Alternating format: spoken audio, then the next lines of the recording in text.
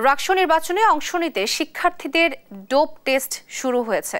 বৃহস্পতিবার সকাল ৯টা থেকে রাজশাহী বিশ্ববিদ্যালয় চিকিৎসা কেন্দ্রে রাকসু কেন্দ্রীয় সংসদ ও সিনেট প্রতিনিধি প্রার্থীদের ডোপ টেস্ট শুরু হয়েছে, যা চলবে বেলা 11:30 পর্যন্ত। আগামী 28 আগস্ট থেকে 1 সেপ্টেম্বর পর্যন্ত প্রতিদিন নির্দিষ্ট তালিকা অনুযায়ী প্রার্থীরা নমুনা দিতে পারবেন।